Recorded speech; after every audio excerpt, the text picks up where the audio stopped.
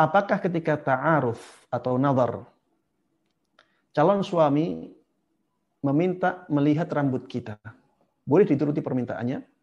Jawabannya boleh. Jawabannya dibolehkan. Ya, seorang suami boleh melihat calon istrinya sesuatu yang biasa terlihat di rumahnya. Ketika nazar, ya, suami boleh melihat calon istrinya bagian-bagian tubuh yang biasa terlihat di rumahnya.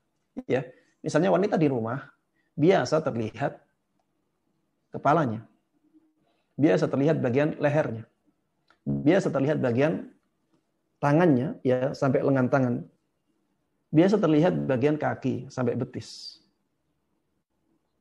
Maka bagian-bagian itu boleh dilihat ketika nazar. Bagian-bagian itu boleh dilihat ketika nazar. Dan memang bagian-bagian itu sangat mempengaruhi keharmonisan atau kesenangan seorang suami kepada istrinya. Coba bayangkan, ya, kalau misalnya melihat rambut itu tidak boleh misalnya. Kalau calon suami tidak boleh melihat rambut calon istrinya. Dan suami tersebut misalnya senang rambut yang lurus. Ternyata calon istrinya tersebut rambutnya misalnya keriting. Atau bahkan krebo.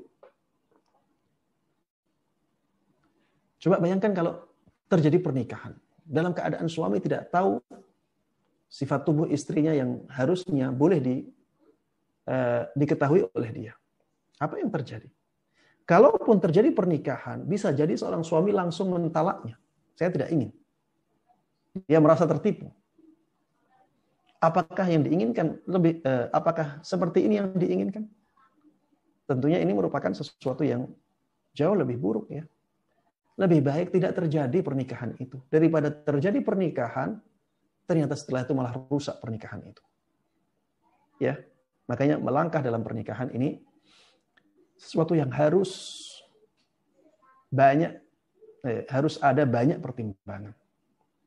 Karena itu langkah yang sangat besar pengaruhnya dalam kehidupan seseorang. Ya. Itu merupakan langkah besar dalam kehidupan seseorang. Maka harus banyak pertimbangan, ya.